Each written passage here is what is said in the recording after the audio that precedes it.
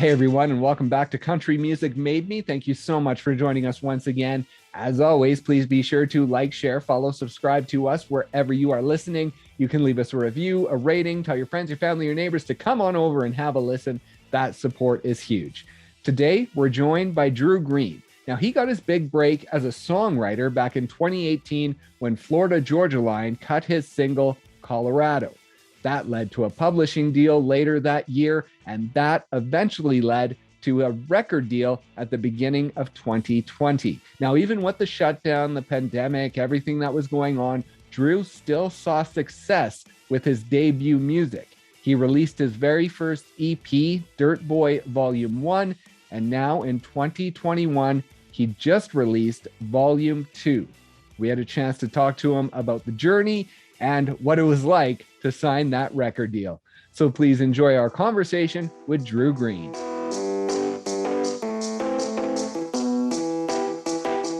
Let's go back to the days at home working on the tree farm. When did music sort of kickstart for you? Was it something that your parents always had around the house that influenced you, or was there a moment in time that you can remember it really kicking in? Really, I just remember like my earliest memory of, my mama says that I sang some like a Brooks and Dunn from my grandpa, like when he was on his deathbed, or something. Oh, really? I mean, that's like like my earliest like talk backs of me singing. So I guess I've been singing since I was could talk. But for me, I remember just sitting in my dad's work truck, my little dad's little Nissan work truck, just running around the farm, and he'd always have like a little Sammy Kershaw or Alan Jackson tape deck in the it's probably still in it if you still have it. It's probably still in it right now. And we listened to a couple albums just on repeat all the time. And I just remember singing and listening to my dad sing. My dad can sing pretty well. And just listening to my dad sing, and just that was probably my first intro into country music. And as I got older, working, I had my headphones on, just driving a tractor, and that's really where I fell in love with music. Listening to albums and just listening to music all day. 9-10 hours a day. That's where I fell in love with the music. And was there a point where you realized you had a voice, or like you say, you had just been singing since you were young, so it was always just natural for you? I always thought I could sing pretty well or decently, but at the same time, I always thought I was really bad because everyone always told me to shut up because I sang all the time. So I felt so at the same time, I was kind of had like an insecurity about my own voice because I felt like I love singing so much, and I thought that I could carry a tune, and I loved it. And I wanted to be Alan Jackson, but at the same time, I didn't think that it was a serious role that I would be doing now. I didn't take it until serious until college, really. Right. And so growing up, not necessarily thinking of the music route, did you grow up thinking that working back home on the tree farm was what life was going to be when you grow up? I mean, it was the family business, and I'm the oldest son. I have a younger brother, and I mean, I knew that if my brother wasn't getting into it, that I would. I wasn't gonna. My dad had put a lot of work. It's a pretty big operation. I definitely wouldn't have left it. I would definitely be there right now, for sure, if it wasn't for my brother. My brother is hardcore into it, and he's taking over the family business. And if it wasn't for him, I would be doing the same as well. And I'd probably be happy. I mean, I do love that work, that life. It's just I was in love with music, and I went to college. I got a business degree, and met my wife there, and just fell in love with playing music. And now I saw a video clip on your Instagram that you said that since you were 12, you had this dream. Now, is there a point in that area that kind of kickstarted things for you around that age, around the start of your teenage years? I knew I was singing a lot, and I knew that I was listening to a lot of music because I was working a lot. I worked a lot as a kid, which probably led me to wanting to do music in general, trying to get off the farm. my dad was working my bones off, but probably I think it was my freshman year of high school. So probably 16 was when I really picked up the guitar, started learning guitar. I think I wrote my first song my freshman year of high school, and that was really when I fell in love with playing it and also singing it, and just learning the basics. I wasn't like a I wasn't super talented. I just I liked playing country music. I didn't play out really for anyone until college. And what was that first song? Do you remember? The first song I wrote, yeah, Yeah. it was called Prettiest Angel. And it was for a girl I was trying to get with, I think, I might have been with her. I really don't remember, but it worked. I mean, we were together for a while. Nice. And there was a band in high school, I believe, that it was Yeah. a friend's cover band. Now, was that the only band, or were you sort of moving in and out of bands throughout high school, sort of testing the waters? Well, my intro into like playing live was like my best friends were all in a band, and and I was learning guitar a little bit. I really wasn't good enough to be in the band, but at the same time, I just like went. I had farm money. I had a little bit of money, so I went.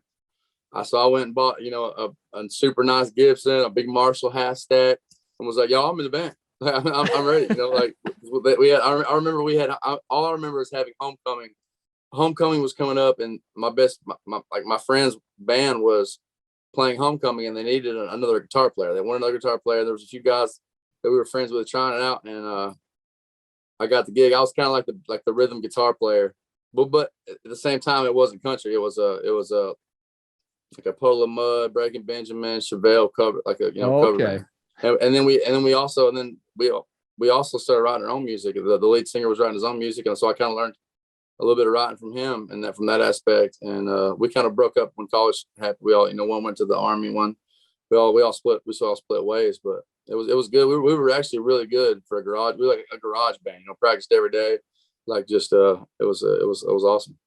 And you grew up pretty close to Nashville, just under 2 hours away. And Yeah. so growing up, did you make trips in? Like, did your family go in? Did you take family vacations there? Or was it something that was sort of on the outskirts growing up? It was on the outskirts to me.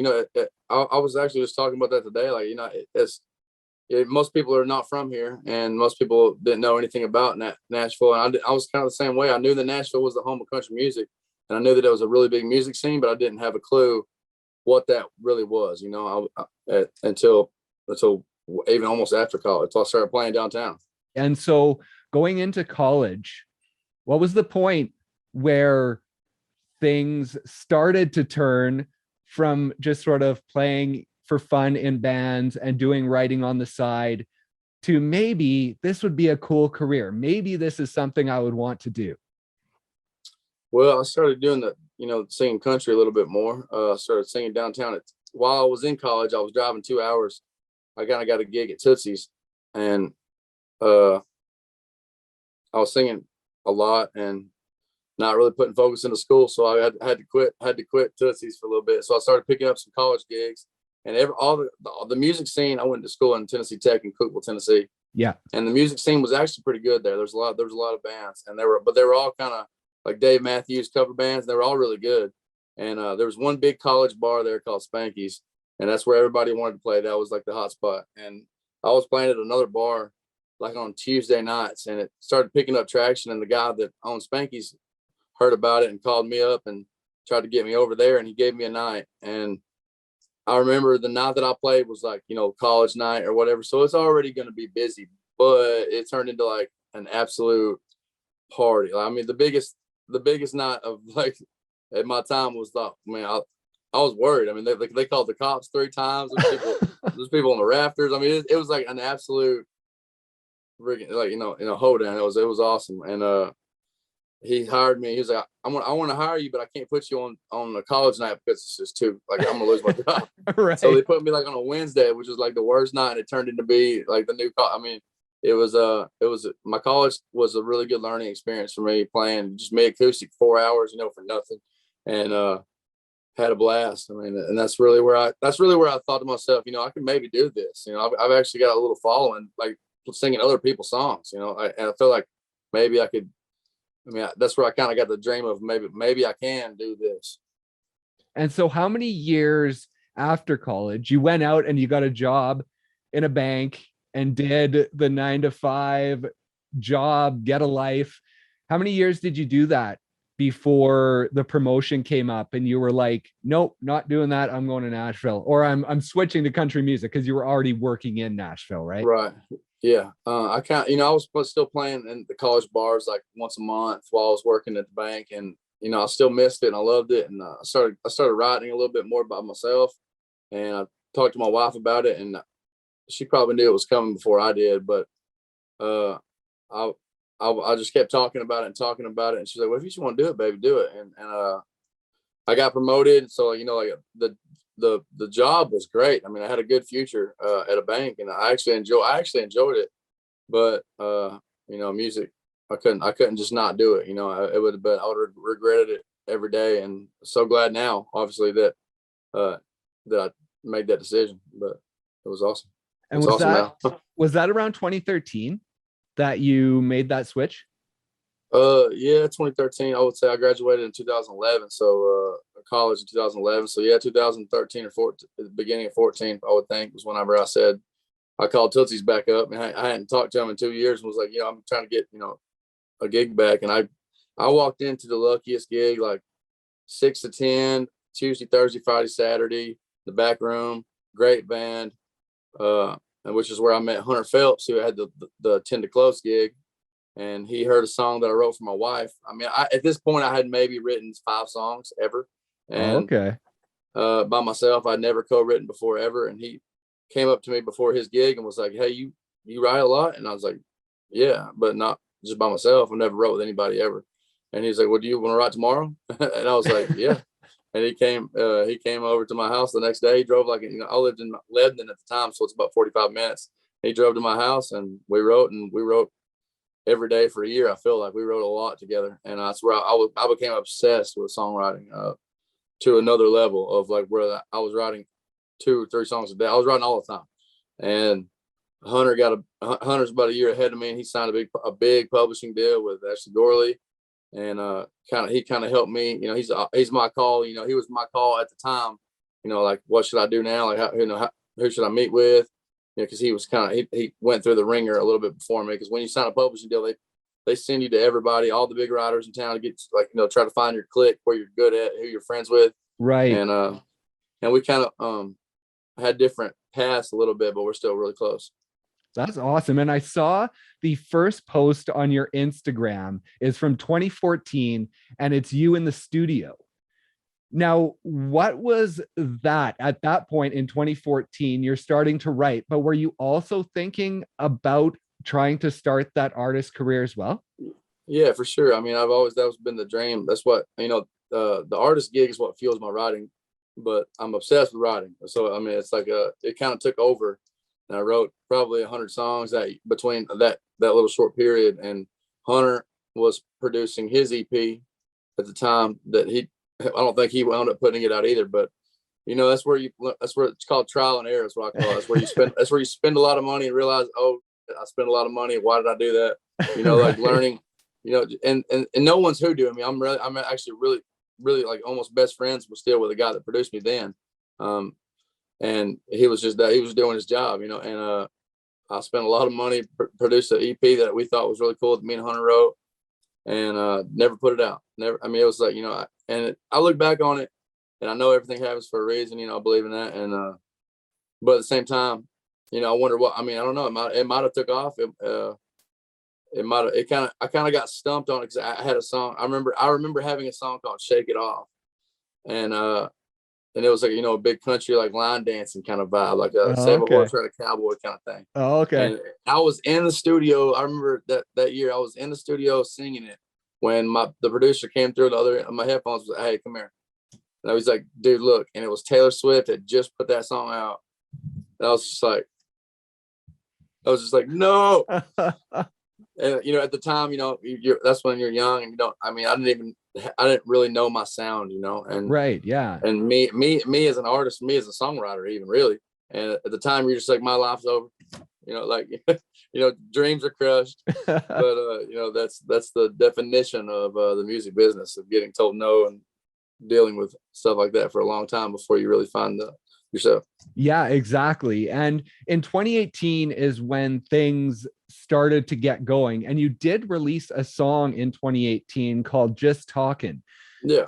Now, did you think that was going to be the Kickstarter for your career, or was that just a fun song to put out at that time?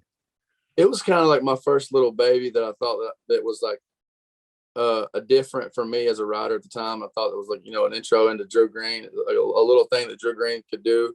And no, I was deep enough into, you know, writing in the business to know that it probably wasn't gonna blow me up or be my career starter.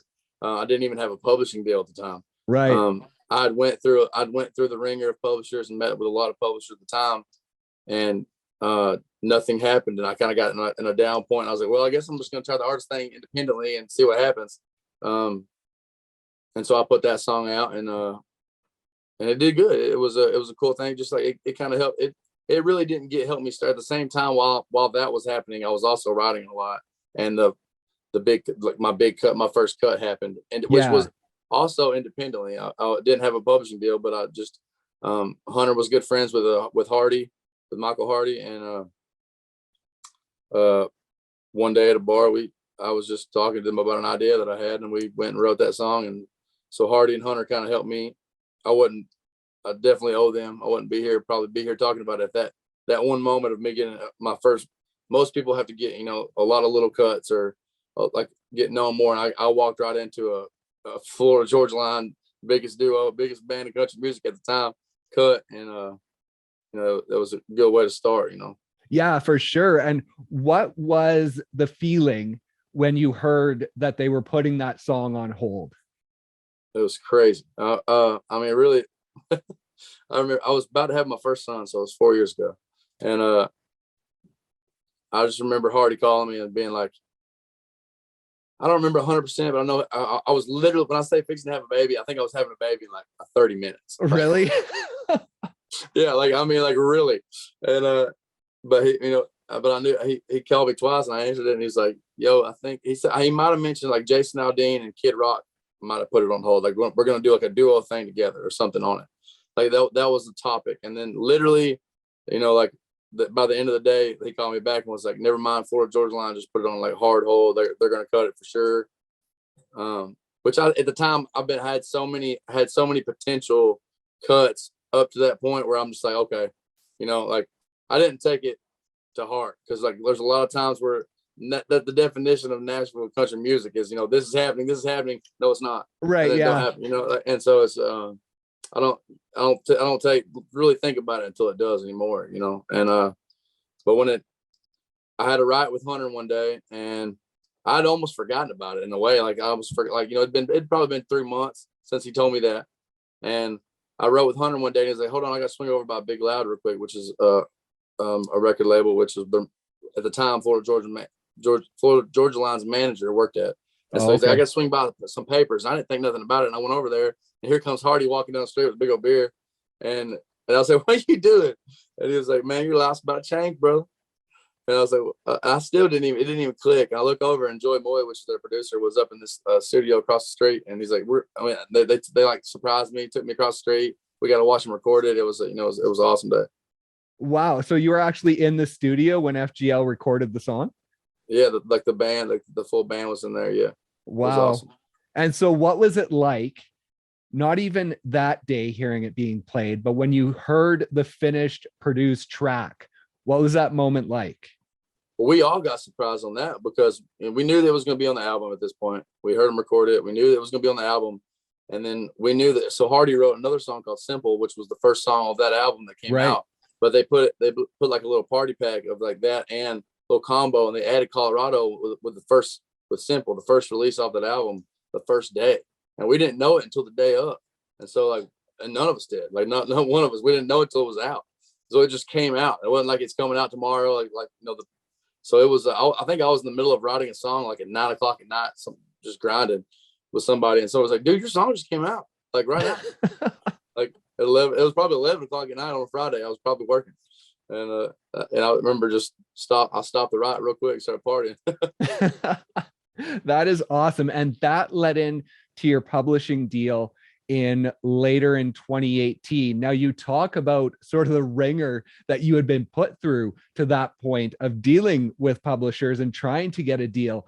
So going into that one with Warner Chappell and Cornman Music, what was that experience like? Were you jaded going into that, or was it a pretty positive experience with them? It was really positive. As a matter of fact, 3 years, whenever I was going through the meeting, 2 years before this, when I was meeting with publishers and it didn't work out, I had met with Brett James at Cornman Music before. And I remember going home and telling my wife that day, I was like, if something ever happens where if I could sign anywhere I want, Brett James would be my pick right now, like where I would go. And then 2 years later, I wound up signing with him, and he's one of my best friends now. I mean, like, for a year as a songwriter, going through different writes every day, it's kind of hard when you write with someone. I had my little crew of guys I wrote with every day, probably, 6 or 7 guys, throughout a week for 4 years. So it's really hard to go from that to the biggest songwriters in Nashville every day. And so it's a different, it's a game changer for sure. And you learn a lot really fast. And also, everybody has their own thing, so you're teaching at the same time. That's what I love about songwriting, is that you're always teaching somebody something, even if you're the best, or even if you're like the littlest guy in the room that's never had nothing, can teach you something about songwriting. So it's really cool. And that was just the first year my publishing deal was awesome. I wrote so many songs. My first 2 years, I probably wrote 500, 600 songs. I wrote 3. It was ridiculous, really. My wife's just like, please stop coming home with songs. I met with, so Brett James was my publisher, but we really didn't hang that much. And he has, it's a publishing company. So he's got, another publisher there who dealt with my day to day, me turning in songs. So I really didn't turn in songs to Brett, but I texted Brett one day, not even thinking about the artist movement really yet at all. I was really just trying to get cuts. I just wanted more cuts. Right. And you got to get food on the table somehow, yeah, exactly. So I texted him, like, see if he wanted to get breakfast one morning. It's just a random text, and was like, you gonna get breakfast and listen to some songs that I don't think you might not have heard yet, and just trying to get a pitch going along. And we had breakfast, and he listened to one, and he said play another, and literally sat there for an hour, and I think I played 28 songs. Really? And by about song number 5, I was like, man, he's listening to more than I figured he would. And in my eyes, he's Brett James. He's got 28 number ones. He's heard it all. And I look up to him a lot, still do. And he was like, he just looked over at me and said, man, I think you're ready for a record deal if you want one. And I was just like, wait, what? I was thinking about pitching this Kenny Chesney. What are you talking about? Yeah. And he was like, no, I really do think you're ready. I've never said that, but I think you're ready for a record deal. He was like, I'll make some calls and see. Let's just fish. See, he's a publisher. He doesn't really know much about it, and I didn't know anything about it.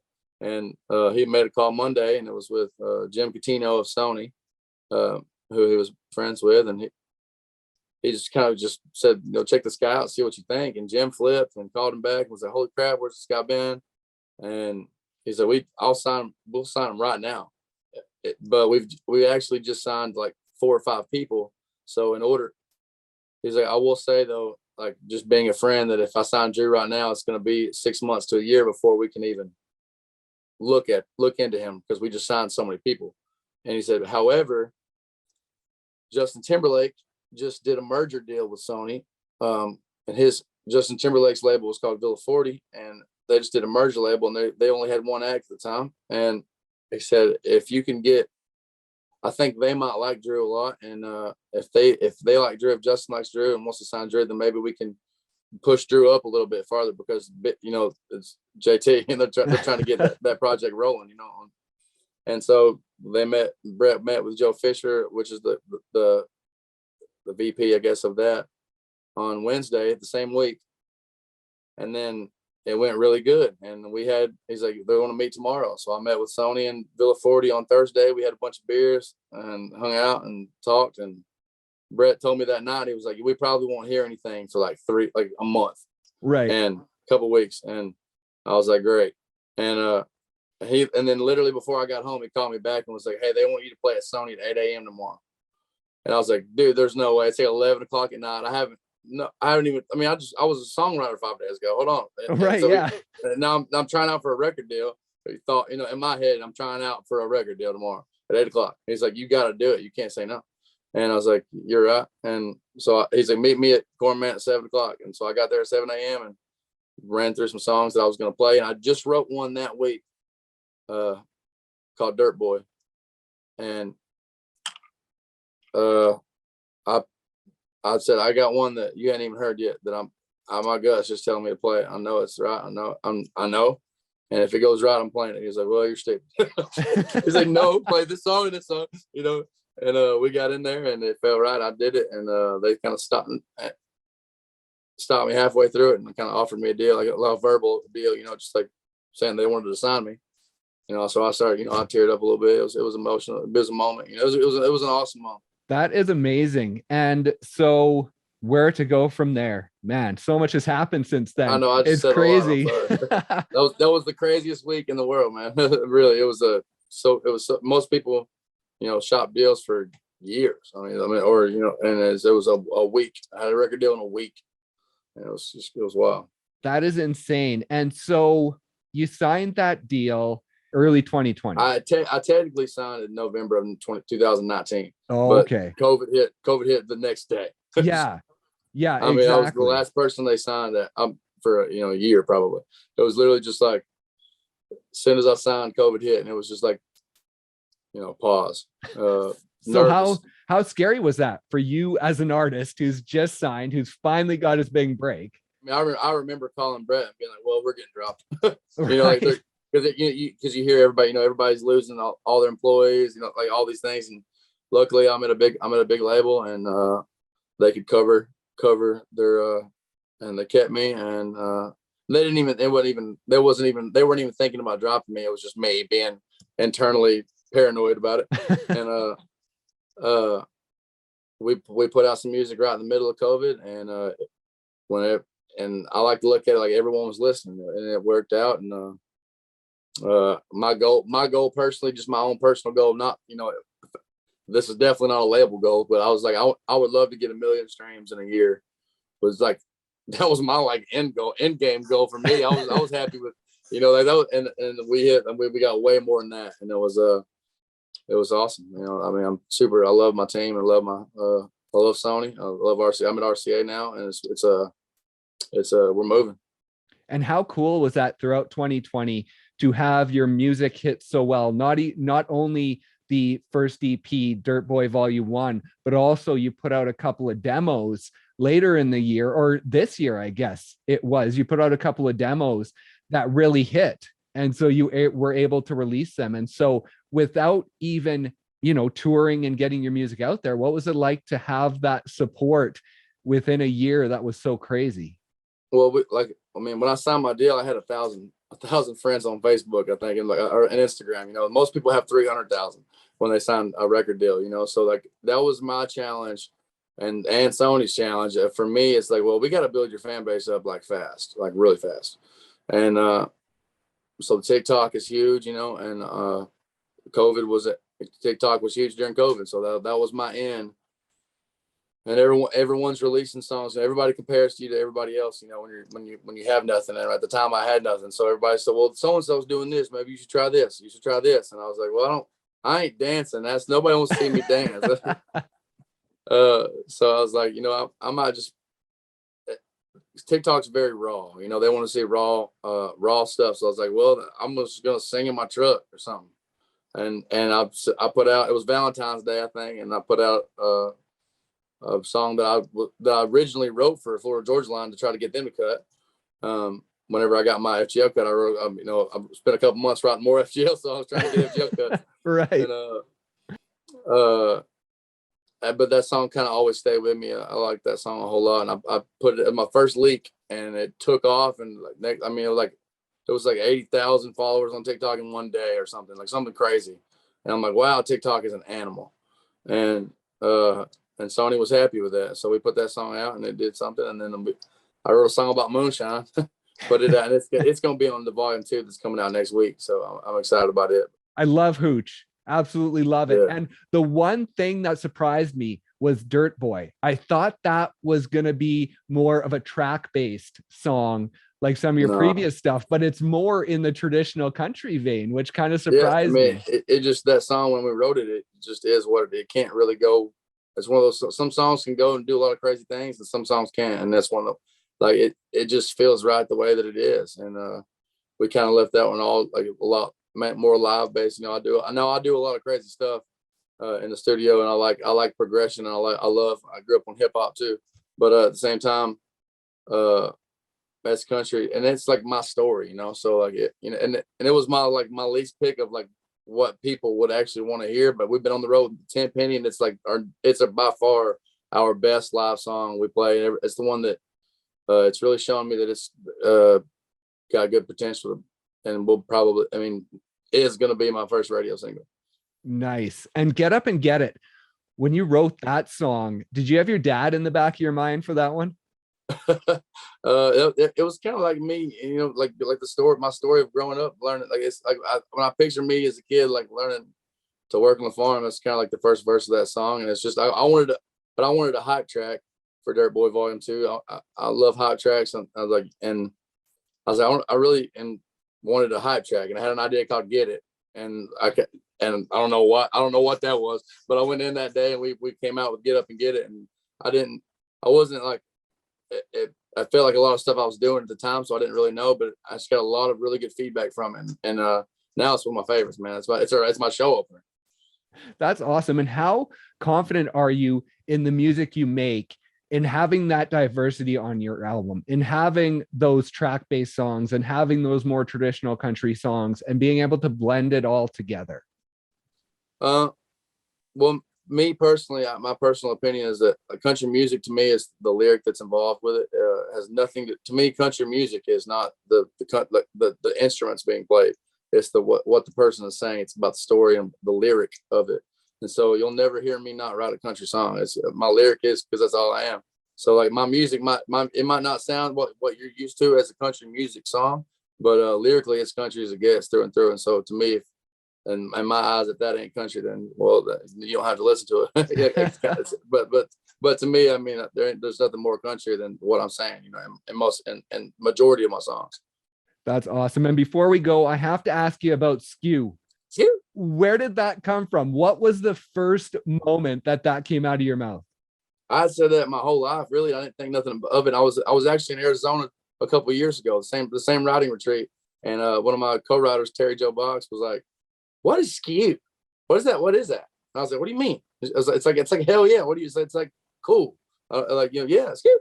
And she was like, "I've never heard that. Is that a thing?" And so she Googled it randomly, and she was like, she started busting out laughing. She was like, and so on Urban Dictionary, it said a word commonly used in McMinnville, Tennessee. and it just stuck with me ever since then. It's just been a thing, and it's really taken off. I mean, it wasn't even a thing until like I put it in one song, I think, and then everybody it's became a thing, and now it's just my little trademark. You know, it's a little, you know, everybody's skewing in the crowd. The whole crowd's going skew throughout the whole song, the show. It's becoming a thing, I guess. Well, exactly. And I know that Granger Smith, he's another artist who has a yee yee, yeah. And he has talked about the fact that sort of, when he came up with that, you can see the trajectory of how that helped him in the trajectory. Branding, you know, it's just a brand. It's right. A branding thing. I mean, I didn't come up with Skew, but it's just something I say. I guess a lot of people ain't never heard. So I'll take the credit for it. And I think that Granger has trademarked yee yee. He tried to anyways. I don't know if he officially for sure did, has. but yeah, he did. Have you looked into that for Skew? Is that something I got it. It's fine, baby. Yeah. That is awesome. And like Granger, are we going to maybe see an alter ego created at some point surrounding that?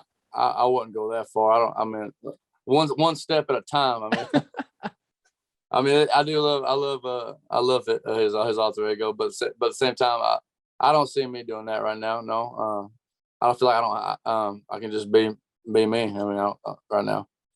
That is awesome. Well, we're running out of time. Congratulations on the new EP, Dirt Boy Volume 2, and congratulations on all the success that you've seen over the past year and a half, 2 years. It's amazing to see. And I'd love to have you back on in a little while once the EP comes out and we see some more music to talk to you more about your journey.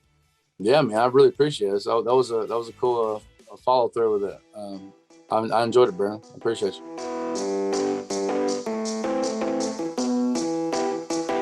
Thank you once again so much for joining us. And thank you to Drew for stopping by and sharing his story. Be sure to check out his new EP, Dirt Boy Volume 2, wherever you stream your music. Please also be sure to like, share, follow, subscribe to us wherever you are listening. Leave us a review, a rating, tell your friends, your family, your neighbors to come on over and have a listen. Thanks so much once again for joining us, and we'll see you next time on Country Music Made Me.